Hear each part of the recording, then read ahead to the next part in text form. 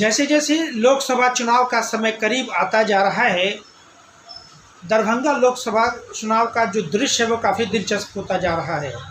दरभंगा लोकसभा चुनाव मिथिलांचल की सबसे हॉट सीट बनती जा रही है। हॉट सीट कई मायनों में, हालांकि दरभंगा लोकसभा को या दरभंगा ज़िला को ये कह दीजिए कि इसे मिथिलांचल की अघोषित राजधानी भी मानी जाती है। इस लोकसभा में जो सीधी लड़ाई ये माना जा रहा है कि एनडीए वर्सेस इंडिया महागठबंधन, एनडीए के जो प्रत्याशी हैं गोपाल जी ठाकुर जो निवर्तमान सांसद है, उनकी सीधी लड़ाई इंडिया महागठबंधन के प्रत्याशी ललित कुमार यादव से है। ललित कुमार यादव को लेकर के जो यहाँ के मतदाताओं में एक संदेश है कि ललित कुमार यादव लगातार 6 मरतबा से विधानसभा का चुनाव लड़ते आ रहे हैं, इसलिए 7वीं मरतबा भी वो लोकसभा में जीत करके इस जीतने की जो परंपरा है उसको बरकरार रखेंगे। उधर दूसरी तरफ जो लोकसभा के एनडीए के प्रत्याशी गोपाल जी ठाकुर, उनका कहना है कि मैंने विकास के नाम पे लोगों से वोट मांगा है, मैंने मोदी के नाम पे लोगों से वोट मांगा है, मोदी लहर अभी भी बरकरार है, इसलिए निश्चित तौर पर दरभंगा की जनता, दरभंगा की मतदाता इस बार भी मोदी के नाम पर उन्हें वोट करेगी। हालांकि दरभंगा का जो स्थानीय मुद्दा है, दरभंगा एम्स, ये एक ज्वलंत मुद्दा है और इस मुद्दे पर दरभंगा की जो मतदाता है ये या तो वोट करेगी या वोट के माध्यम से प्रत्याशी को नुकसान पहुंचाने का काम भी कर सकती है, ये अंदाज़ा लगाया जा रहा है। इन दोनों की लड़ाइयों के बीच में एक तीसरे प्रत्याशी हैं, ओवैसी के पार्टी के मोहम्मद कलाम, दरभंगा के वो प्रत्याशी हैं। मोहम्मद कलाम से आज हमारे संवाददाता ने उनके विज़न पे लेकर के बातचीत किया, तो उन्होंने मुखर होकर के तमाम मुद्दों पे अपनी बात रखी। उनसे पूछा गया कि आप पर ये आरोप है कि आपके पास जो वोट है वो वोट कहीं ना कहीं आप महागठबंधन के वोटर ही आपको वोट करेंगे, एनडीए के वोटर तो आपको वोट देंगे नहीं। तो महागठबंधन के वोटर जो आपको वोट करेंगे, तो आप पर ये आरोप है कि आप इसी महागठबंधन का वोट काट करके एनडीए की मदद करते हैं और वो संभवतः उसे आप नुकसान पहुंचा सकते हैं। उनका कहना है कि आप वोट की जातीय समीकरण को आप देख लीजिए। दरभंगा में जो वोट का जातीय समीकरण है वो 3 निर्णायक जाति होती है। एक है मुस्लिम समुदाय, जिसका 2019 के आंकड़ों के अनुसार तकरीबन 3,75,000 वोटर यहाँ है, यानी लगभग 4 लाख आप मान सकते हैं। मुस्लिम समुदाय के अलावा जो ब्राह्मण और यादव वोटर हैं उनकी भी आबादी तकरीबन 3 लाख के आसपास हैं। ये 3-3 लाख वोटर भी निर्णायक होते हैं, यानी कुल मिलाकर के ये 3 जाति हैं दरभंगा लोकसभा के काफ़ी निर्णायक वोटर होते हैं और इनका रुझान जिधर होता है जीत उनकी सुनिश्चित हो जाती है। अब इन तीनों जातियों पे अगर आप थोड़ा सा विस्तार से समझना चाहेंगे तो आप ऐसे समझिए कि मुस्लिम समुदाय के जो वोटर हैं उस पर महागठबंधन की भी दावेदारी है कि हमारे पारंपरिक वोटर हैं, और ओवैसी के पार्टी के जो प्रत्याशी हैं मोहम्मद कलाम, उनकी भी दावेदारी है कि ये हमारे वोटर हैं। निश्चित तौर पर यही वोट जो है उन्हें भी देंगे और उधर भी देंगे। ब्राह्मण वोटर जो हैं, जो एनडीए के जो प्रत्याशी हैं, उनकी दावेदारी है कि ब्राह्मण वोटर हमारे हैं और उनका जो धारणा है, उनका मानना है कि ये निश्चित तौर पर हमें बड़ी संख्या में हमें वोट करेंगे।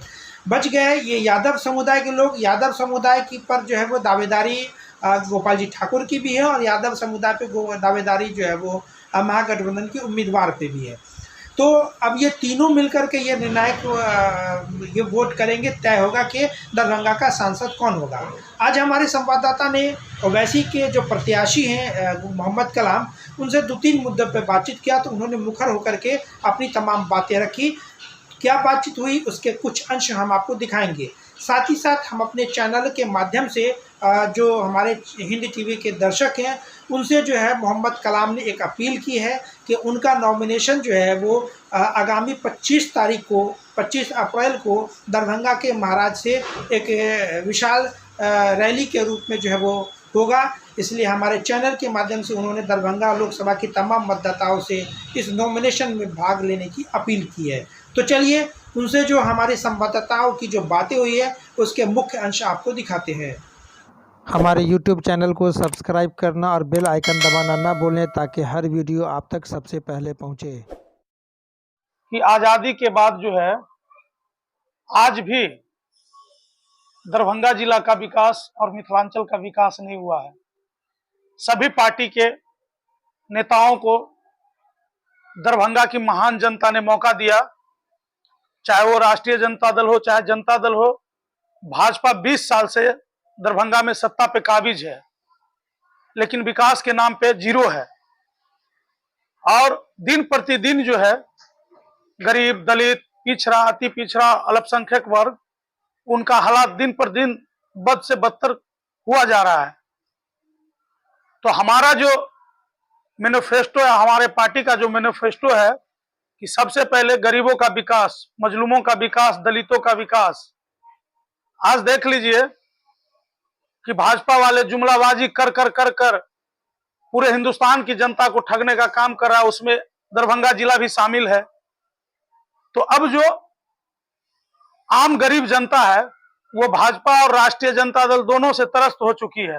राष्ट्रीय जनता दल भी 20 साल सत्ता में रही, जनता दल यूनाइटेड भी सत्ता में रही, भाजपा भी सत्ता में रही। तो हम दरभंगा का जो आम और खास लोग है, जो गरीब गुरबा है, जो अल्पसंख्यक वर्ग है, चाहे वो मुसलमानों में अल्पसंख्यक वर्ग हो, हिंदुओं में अल्पसंख्यक वर्ग हो, उन सभी लोगों से हम अपील करते हैं, गुजारिश करते हैं कि आप एक मौका कम से कम बैरिस्टर असदुद्दीन ओवैसी साहब के नेतृत्व में मुझे दें।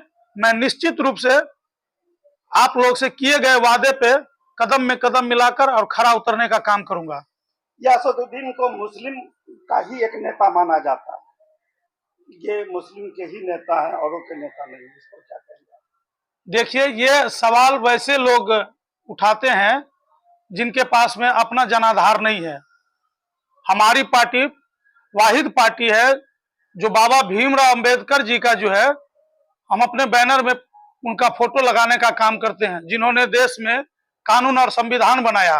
दूसरी बात कि अब भी हम बिहार में जो है 4 सीट का हमारा ऐलान हुआ है, जिसमें हम गोपालगंज दलित भाइयों को चुनाव लड़ा रहे हैं, काराकाट हम सहनी बिरादरी का अति पिछड़ा है उनको लड़ा रहे हैं, शिवहर से हम राजपूत भाइयों को लड़ा रहे हैं जो सवर्ण है, दरभंगा से मैं खुद लड़ रहा हूं, किशनगंज से हमारे जो है प्रदेश अध्यक्ष अख्तरुल ईमान साहब लड़ रहे हैं।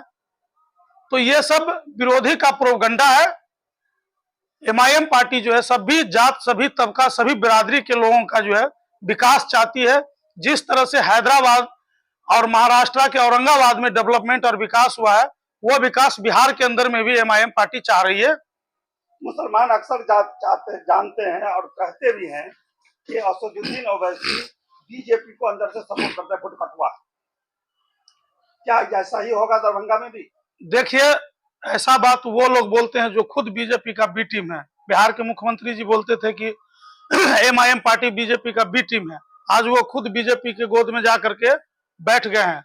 राष्ट्रीय जनता दल जो है खुद बीजेपी का बी टीम बन चुका है, जो हर सीट पे, बिहार के जितने सीट पे वो चुनाव लड़ रहे हैं, हर सीट पे डम्मी कैंडिडेट देने का काम किया है।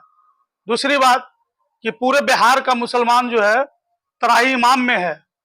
मुसलमानों को लीडरशिप को जो है राष्ट्रीय जनता दल समाप्त करना चाहती है। एग्जाम्पल के रूप में हम आपको बता देते हैं कि जब तक मरहूम मोहम्मद शहाबुद्दीन साहब राष्ट्रीय जनता दल में थे, तब तक ईमानदारी से वो झुके नहीं, टूटने का काम किए लेकिन झुकने का काम नहीं किया। आज देख लीजिए कि सिवान का हालात, जितना राष्ट्रीय जनता दल के लिए शायद मरहूम मोहम्मद शहाबुद्दीन साहब किए होंगे, दूसरा नेता पैदा भी नहीं ले सकते हैं और न लिया होगा। आज उस परिवार को जो है राष्ट्रीय जनता दल समझिए कि मट्टी पलीत करने का काम किया, उसामा साहब को फंसाने का काम किया। और जब किसी भी तरह का विपत और मुसीबत होता है मुसलमानों के ऊपर, तो राष्ट्रीय जनता दल जो है मौन हो जाती है। इसलिए अब मुसलमान इनके चालाकी को समझ गया है। विकल्प के तौर पे जो है अब एमआईएम पार्टी है। दलित भाइयों के लिए, मुसलमान भाइयों के लिए हम बार बार अपील करना चाहेंगे कि एक मौका एमआईएम पार्टी को भी मिले, ताकि बिहार में मजबूती से विकास हो सके, गरीबों का विकास हो सके। देखिए, दरभंगा का जो सबसे बड़ा मुख्य मुद्दा तो एम्स है ही। एम्स का निर्माण जो है डीएमसीएच कैंपस में हो, और डीएमसीएच कैंपस का बहुत सारा जमीन जो है अतिक्रमण हो चुका है। जिस अतिक्रमण को ये अभी डबल इंजन की सरकार, हम लगातार इस मुद्दे पे आप लोग के माध्यम से सरकार को जगाने का काम किए। जब यूपीए गठबंधन का बिहार में सरकार था, उस वक्त भी इन लोगों ने अंठियाने का काम किया और अभी एनडीए गठबंधन का सरकार है, इन लोगों ने भी अंठियाने का काम कर रही है। तो निश्चित रूप से अगर दरभंगा की जनता अगर हमें अपना आशीर्वाद और दुआ देती है तो हम डीएमसीएच कैंपस में एम्स का निर्माण कराने का काम करेंगे। एम्स तो बहुत ही जरूरी है। गोपाल जी ठाकुर जो वर्तमान सांसद है, वो अखबार के माध्यम से, आप लोग के माध्यम से बोले थे कि 2023 में जो है अगर एम्स नहीं बनेगा तो हम आत्महत्या कर लेंगे। तो इन लोगों का जो है जुमलेबाजी रहता है, वो किस मुद्दे से वो जो है जनता के बीच में जाएंगे वोट मांगने के लिए और किस मुद्दे पे उनको वोट मिलेगा। तो ये इस बार का जो चुनाव होगा वो ऐतिहासिक चुनाव होगा। मुद्दे पे जनता वोट करेगी, उस मुद्दे पे हम लोग मजबूती के साथ खड़े उतरेंगे। एमआईएम पार्टी, हमारा 20 साल का पॉलिटिकल अनुभव है। हम सेकुलर का पॉलिटिक्स किए हैं, हम सेकुलर हैं।